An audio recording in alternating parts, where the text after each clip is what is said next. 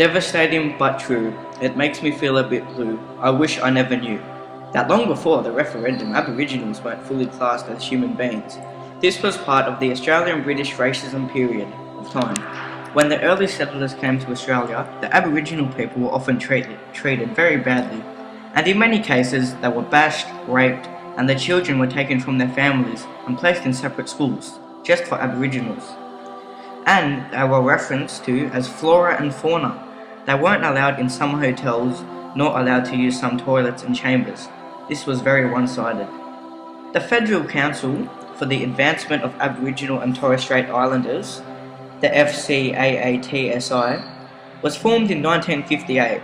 The leaders of the council included Faith Blander, Chika Dixon, and Ugadu Nunakalu, who at this time was known as Kath Walker.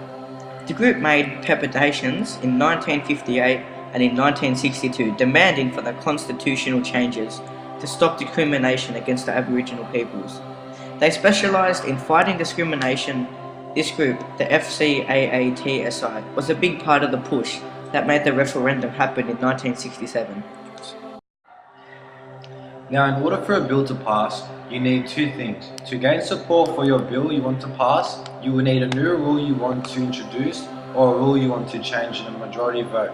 And that's exactly what happened in the 67 referendum, with an outstanding 90.77% of Australia backing the Constitution that they want Aboriginal peoples to have the equal rights just as the white Europeans in both government parties, Labor and Coalition, at the time making the positive change for Aboriginal people possible. This had a largely positive impact on the society and changed the way white people viewed Aboriginals.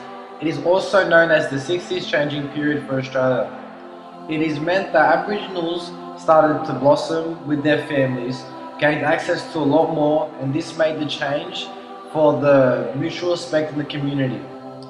In my opinion, the referendum was an outstanding constitution that, if was not put in place, would have resulted in a lot of negativity. Thank you, Miss Niven and HSIE class, for giving me and Ethan the pleasure of sharing this information to you.